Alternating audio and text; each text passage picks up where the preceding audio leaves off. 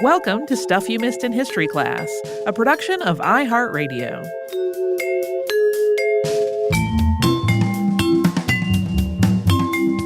Hello and welcome to the podcast. I'm Holly Fry. And I'm Tracy V. Wilson. And Tracy, I bet you were taught as a kid in science class, probably pretty early on, that all snowflakes are unique and there are no two exactly the same. Yeah, I think it was so early that science was not a separate class. Right. It was just like all science together Yeah. in like kindergarten. And then we would like fold the paper into little shapes and cut it out and then unfold it. And it would be our own unique snowflake. There you go. Today we're going to talk about the origin of that by sharing the story of Wilson Bentley, who was a farmer meteorologist who became known to many during his lifetime as the Snowflake Man. I'm glad you picked this because I found it interesting and very fun. And I got to look at pictures of snowflakes. So Bentley was born Wilson Alwyn Bentley on February 9th, 1865 in Jericho, Vermont. Living in the farmhouse where the Bentleys lived, there were Wilson and his brother Charles, their parents, Edwin and Fanny Bentley, and their grandparents on Edwin's side, Shelley and Abigail Bentley. Shelley and Abigail had owned the property, and then they had turned it over to Edwin when he was ready to start a family on the condition that he kept housing and caring for his parents. So while Wilson was still a boy, his grandparents moved to another house down the road, and two of Edwin's relatives, Mary and Melissa Blood, moved in. Wilson's brother, Charles, married Mary Blood when she was still just a child of 12 herself. Yeah, we should also point out that there are question marks about Mary and Melissa and their relationship to the family because they're often kind of casually referred to as cousins or distant relatives, but it also seems like they may have been just kind of like close friends of the family who had fallen on hard times and needed a place to live. And so they kind of got adopted into the family unofficially and got called cousins, but they may not have been blood relatives at all. But the area where the Bentleys lived was on the east side of Jericho. It was close to Bolton Mountain, and it was serviced by a one-room schoolhouse. But Wilson Bentley did not go to school as a child, due in some part to it just being difficult to actually get to the school building for a lot of the time during the year because of inclement weather where they lived. But that does not mean he went without an education, thanks to his mother, who was an educator. According to Bentley's own account, quote, "I never went to school until I was 14 years old. My mother taught me at home. She had been a school teacher before she married my father, and she instilled in me her love of knowledge and of the finer things of life. She had books, including a set of encyclopedia. I read them all." He also learned to play piano, clarinet, cornet, and violin from his mother, and he played music his whole life and really loved it. Bentley's mother is also the person who gave Wilson his first microscope, essentially setting the stage for his life's work. That microscope was old. It was one that had been part of her science lessons when she was still teaching, and she gave it to her son, who was ever more curious about nature. And like a lot of kids who get to play with microscopes, he just started putting everything he could find under its lens, from flower petals to feathers to water. But even at that early age, 15 by Bentley's recollection, what he really wanted to look at was snowflakes. He would later write, quote, "When other boys of my age were playing with pop guns and slingshots, I was absorbed in studying things under the microscope. Drops of water, tiny fragments of stone, a feather dropped from a bird's wing, a delicately veined petal of some flower. But always from the beginning, it was the snowflakes that fascinated me most. The farm folks up in this north country dread the winter, but I was supremely happy from the day of the first snowfall, which usually came in November, until the last one, which sometimes came as late as May. As a teen, he started taking the microscope to the outermost room of the family farmhouse, which stayed very cold, so he could look at ice crystals there." So we're going to do a quick word here on the term snowflake versus snow crystal or ice crystal. They all often get used interchangeably, but the six-sided shapes that we all kind of vernacularly call snowflakes are really snow crystals. And many snow crystals can make up a snowflake. They clump together as they fall and then sometimes break back apart, but snowflake can also still be used to describe a single snow or ice crystal. This is something Bentley came to realize as he studied frozen precipitation. And snow crystals, of course, to be clear, are not frozen rain, that is sleet. They are snow crystals formed when water vapor becomes ice without passing through a liquid water stage. Wilson observed all of this, but he didn't just observe. He took detailed notes and he drew snow crystals. He knew that he was probably getting the details wrong, though, and that frustrated him. Ice crystals being what they are, they also melted before he could look at them again and revise his sketches to make them more accurate. He would try to hold his breath during his observations and his sketching so that he wouldn't melt the things he was trying to draw. Sometimes, though, he would exhale and have to end that whole study accidentally. I can't imagine, one, the tenacity that this requires, and two, the frustration in those moments when you just let your breath go because you can't hold your breath forever. Yeah. And then, anytime I need to not breathe for some reason, that's when I want to breathe so bad. For sure. It becomes like a panic inducer for me. Wilson's father was never especially enthused about his son's scientific pursuits. He was a farmer, and he expected that Wilson would follow suit. Even so, when Wilson learned about the possibility of a camera that might be able to take photographs through a microscope, he and his mother made the case to Edwin Bentley that they needed one, and he ultimately acquiesced to that request. And this was, to be clear, a big investment. According to Wilson Bentley's later-in-life writing, quote, "When I was 17 years old, my mother persuaded my father to buy for me the camera and microscope which I have developed into the apparatus I am still using. It cost, even then, $100. You can imagine how my father hated to spend all that money on what seemed to him a boy's ridiculous whim." Something to note here is that while the elder Bentley okayed the acquisition of this equipment, Wilson was in no way absolved of any of his duties on the farm. He could pursue his snowflake studies, but he could not shirk any other parts of his work. And this held true for the whole time he was doing this research and doing experiments with photography.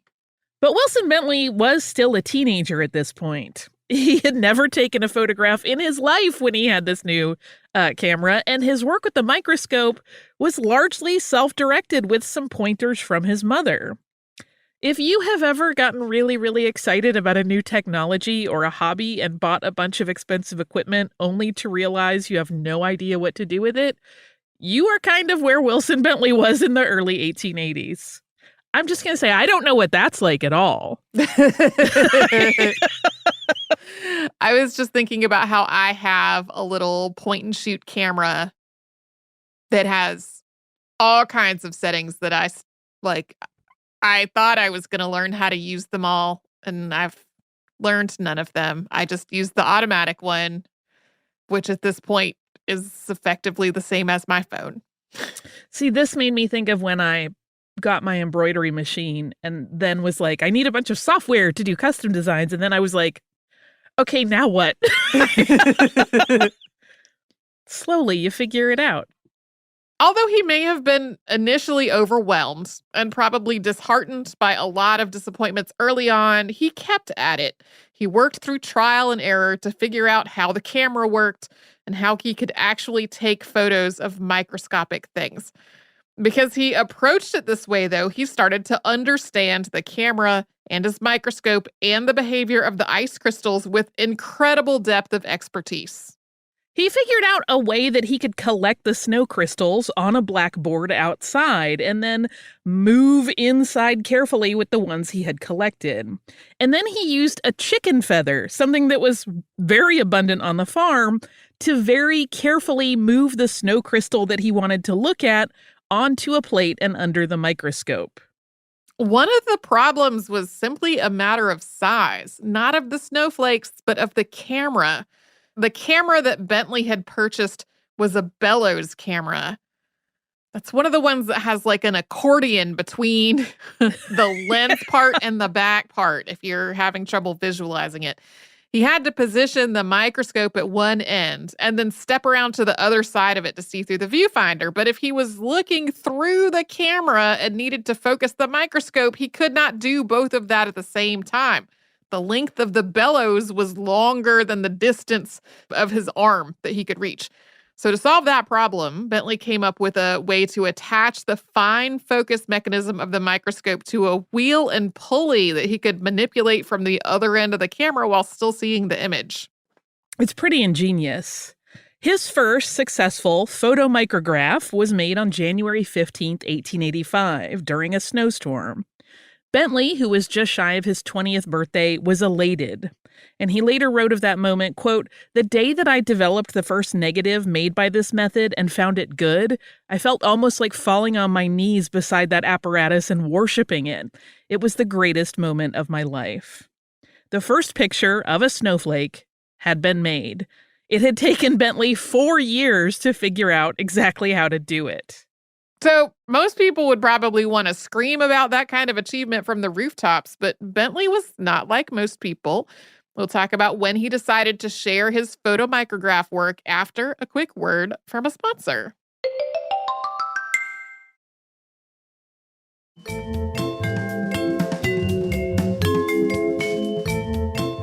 So as we mentioned before the break, Wilson Bentley had taken the first photograph of a snowflake, but he did not immediately share his work.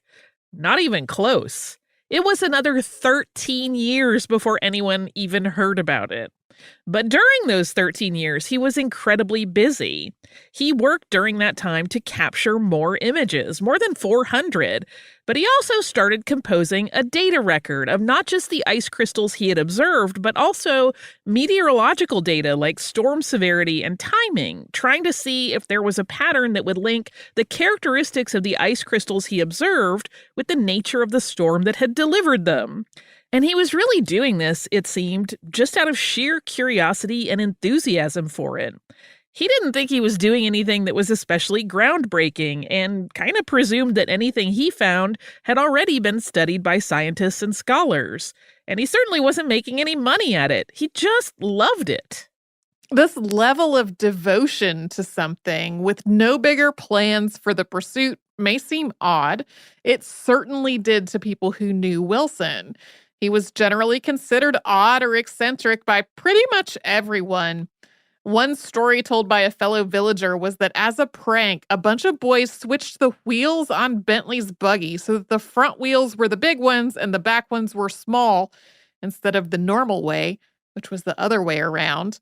They were even more amazed when Bentley showed no reaction to this and just drove the buggy home and never mentioned it. It's not clear whether he didn't notice or just ignored it. Yeah, just an illustration of how he was a little bit different. But though people found him strange, he was also generally well-liked because he was a very kind, quiet young man, easygoing, witty, and friendly, despite the fact that he was also a bit of an introvert. He loved to play piano for the kids in the community, and he played cornet in a brass band. And because Jericho was a very small community, everyone knew about his fascination with precipitation. In 1898, Bentley's collection of snow crystal photographs, which totaled more than 400, was purchased by the Harvard Mineralogical Museum. And that same year, a professor at the University of Vermont named George Perkins heard about Wilson Bentley and his obsession with ice crystals. He had seen the photographs and was amazed, but Bentley had never written about his work, at least never successfully. He had made one attempt, but that had fallen flat. His writing skills were just not the best, and he never tried again. But George Perkins took Wilson's notes and turned them into an article that was published in Appleton's Popular Science Monthly, and the two men shared a byline on it. And that article ends with a paragraph that, while it may have been helped along by Perkins, is very much in the style of writing that Bentley's later papers would show really for the rest of his life. It is a very sweet and wonder-laden commentary on snow crystals, which reads, quote, "There is no surer road to fairyland than that which leads to the observation of snow forms. To such a student, the winter storm is no longer a gloomy phenomenon to be dreaded.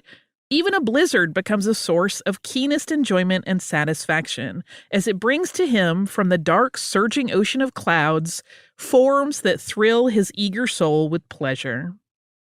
This was the first of many articles, papers, and books that he went on to write. Once he realized he could share what he was doing, it was like he couldn't stop, and his photographs had been made into an exhibition at Harvard. Suddenly, he had the attention of a lot of people. He wrote regularly for the Monthly Weather Review and other publications, always intertwining his scientific observations with this poetic style of writing. The first years of the 20th century were very productive for Bentley.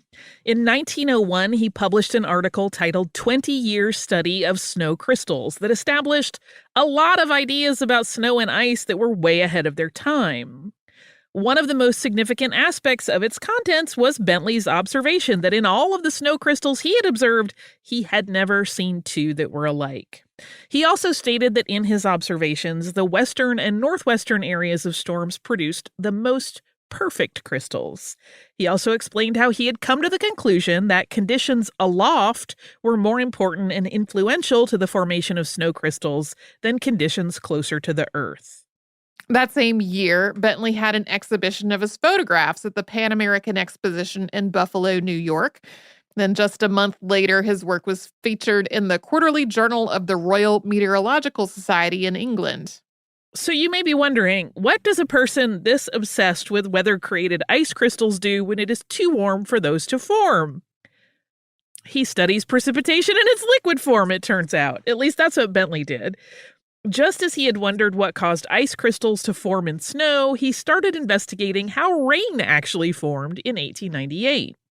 He started by trying to measure raindrops, and he did this in a really inventive way. There were already some scientists measuring the splashes that raindrops left when they hit a piece of paper or some other surface, but Bentley started using flour. He spread the flour evenly across a tray and then passed that tray through the rain. As a raindrop hit this inch-deep flour layer, it would form a tiny ball of simple dough. When those little drops of dough dried, he measured them to figure out the size the raindrop had been. He performed control experiments to compare by dropping measured amounts of water onto the flour himself so that he had an existing data set to use. This is so ingenious. Like to go, oh, I can create a set and then I'll have that as my comparative measure. That just seems brilliant to me. And he measured hundreds of raindrops over the next 7 years, culminating in an article in the Monthly Weather Review. The largest raindrops that he measured were roughly 6 millimeters. It's very roughly a quarter inch in diameter. And he noted that just as was the case with snowflakes and snow crystals, different types of storms created different types of rain. In particular, he observed that when lightning was overhead, there was a greater frequency of large raindrops. Even though he was doing a lot of really groundbreaking work in terms of the reception from the scientific community, he got a lot of silence, and he probably would have liked any kind of feedback, even if it was critical. We don't know for sure why so few scientists even acknowledge what he was doing. I mean, we've talked before about the scientific establishment being really reluctant to people they perceived as amateurs, but at this point in history, most people were amateurs. So people knew what he was doing, and it seemed kind of strange that there wasn't a lot of engagement from that quarter. It could have been a matter of his outsider status. Like I just said, nobody knew who this farmer from Vermont was or how or why he had started studying meteorology with no formal schooling.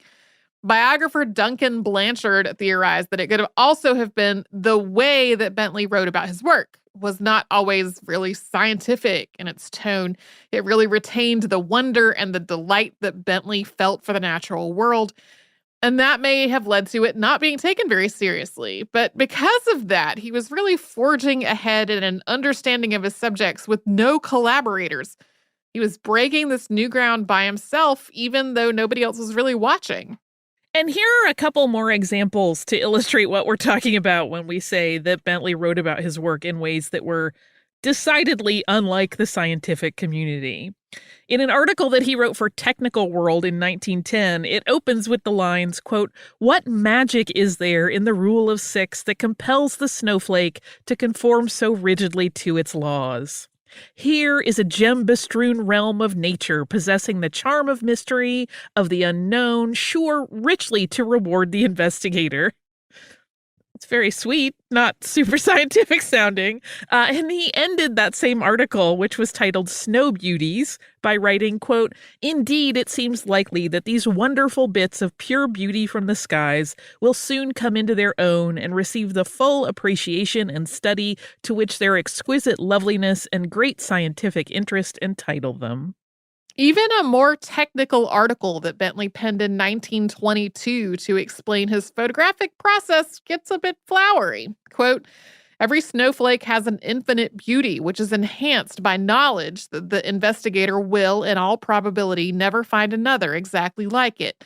Consequently, photographing these transient forms of nature gives to the worker something of the spirit of a discoverer. Besides combining her greatest skill and artistry in the production of snowflakes, nature generously fashions the most beautiful specimens on a very thin plane so that they are specially adapted for photomicrographical study." In just a minute, we are going to delve into something we haven't really touched on much yet, and that is Wilson Bentley's personal life. But first, we will pause for a sponsor break.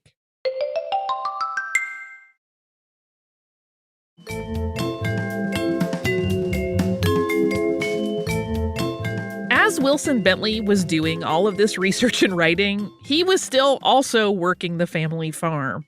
His father died in 1887, and at that point, his mother was largely immobile and needed a great deal of care. And that care just became part of Wilson's responsibilities. He cooked for her and took care of her until her death in 1906.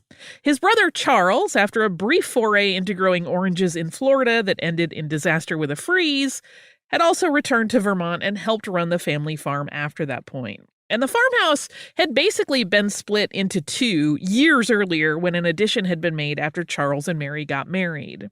And after their parents were gone, Wilson lived on one side, and his brother, his sister-in-law, and their 8 children lived on the other. While an entire space to one person seems like it would be the less chaotic household, Bentley was apparently kind of a mess, so he tended to have piles of stuff everywhere, and while it looked baffling to his family, he generally is said to have known how to find things when he wanted them. As he matured, Bentley was a little disappointed that the people he lived alongside really never came around to thinking that his work was anything more than a silly fixation.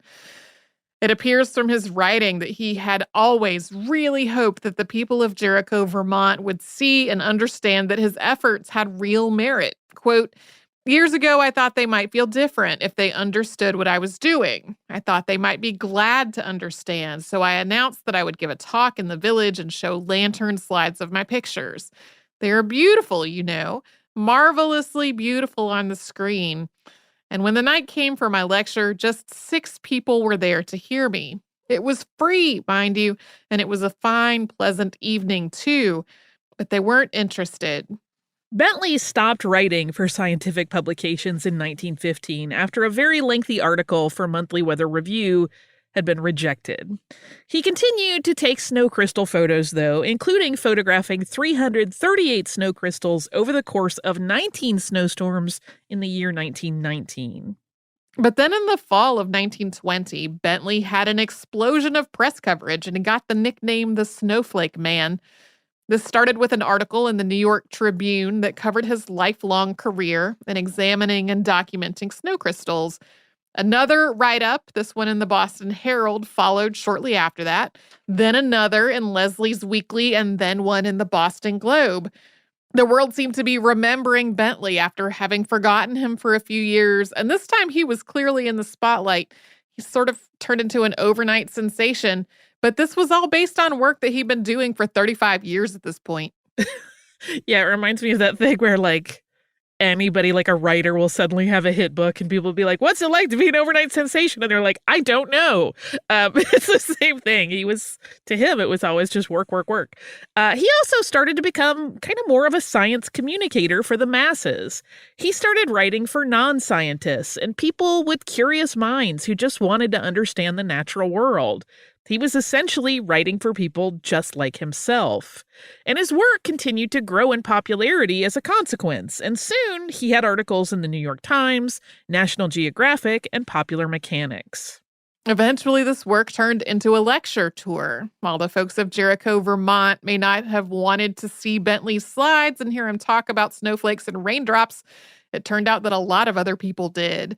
He started selling his slides to schools, although he was not doing this for the money by any means. No, he never really made a whole lot of money off of it. And even though he was not as focused on scientific writings any longer, Bentley was still following his curiosity where it led him in the natural world. He continued to track weather patterns, but he also developed a lot of other interests. He started collecting rocks for geological analysis, and he took photos of other things that were not snow crystals, including people and flora. And he also started doing something that sounds really odd and in today's world would undoubtedly be branded as creepy.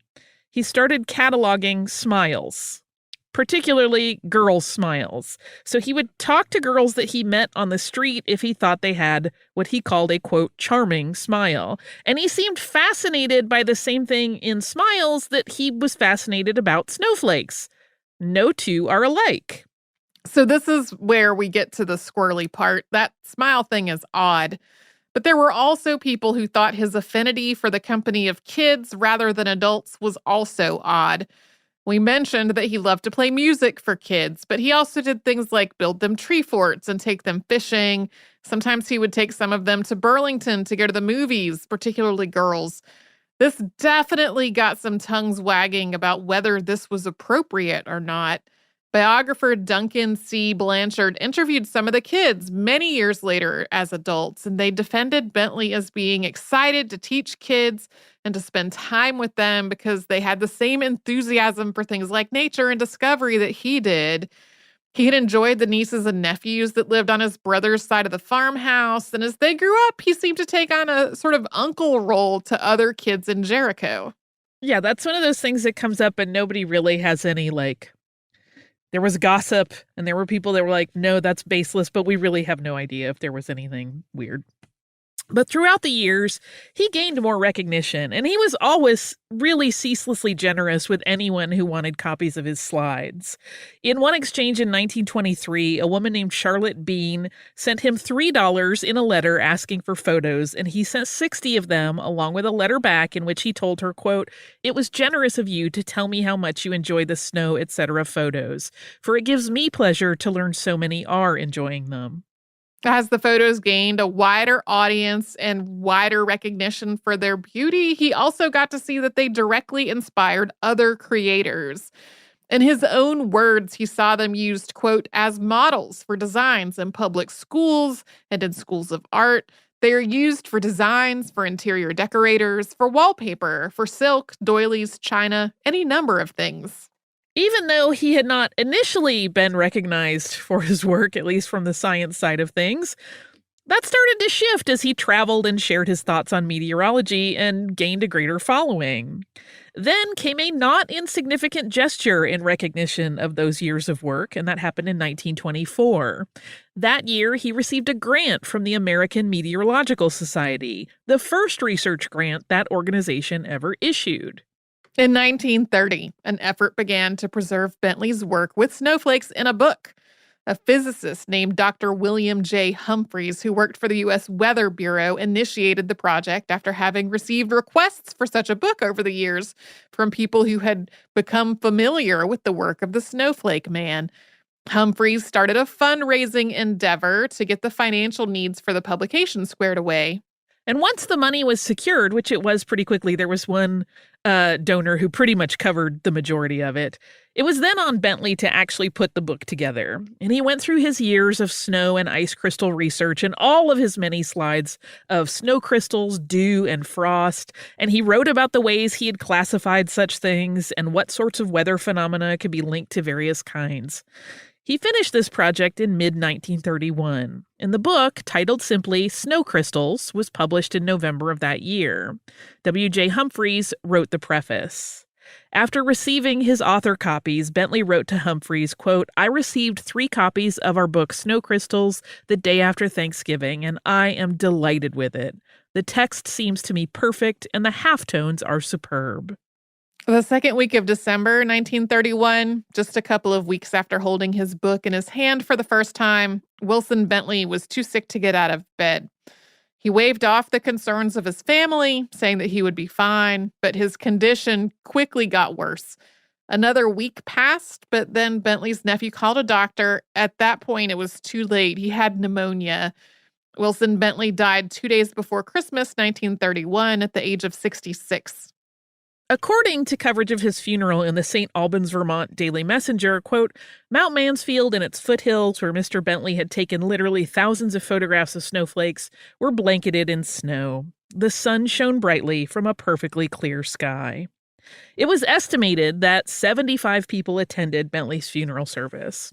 One write-up in the local press read, quote, "Wilson Bentley was a greater man than many a millionaire who lives in luxury, of which the Snowflake Man never dreamed." Bentley took more than 5,000 snowflake photos in his life, and they're beautiful. He used the same bellows camera from the 1880s right up until the end of his life. 500 of those photos are in the Smithsonian collection. Bentley donated them to ensure their safety. Most of his slides are cared for by the Jericho Historical Society. There are a few sets that are in other museum collections as well. And in 2010, 26 of Bentley's images went up for sale at the American Antiques Show.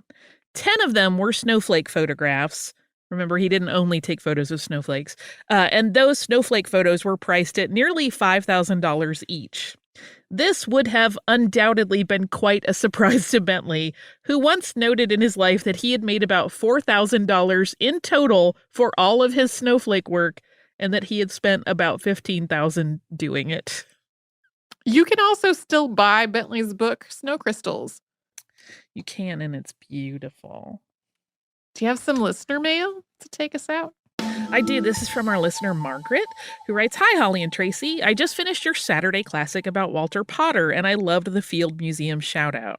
I live in the suburbs of Chicago, and it's one of my favorite places to visit.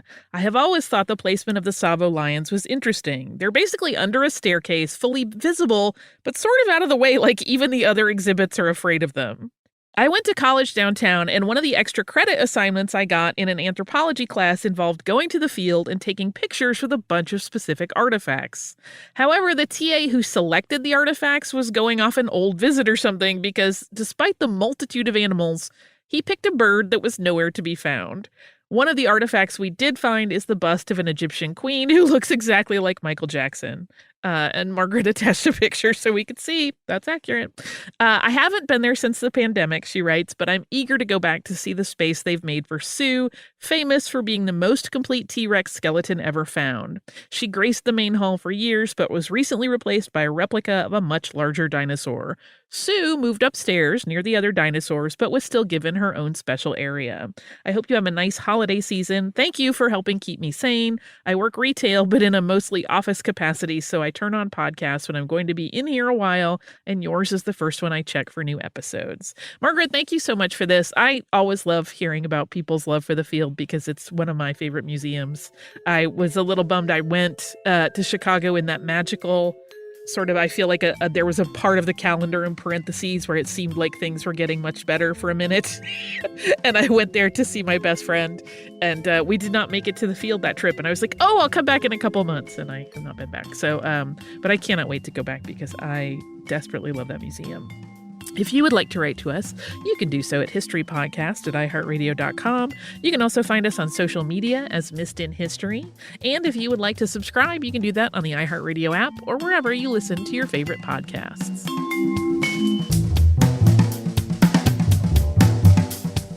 Stuff You Missed in History Class is a production of iHeartRadio. For more podcasts from iHeartRadio, visit the iHeartRadio app, Apple Podcasts, or wherever you listen to your favorite shows.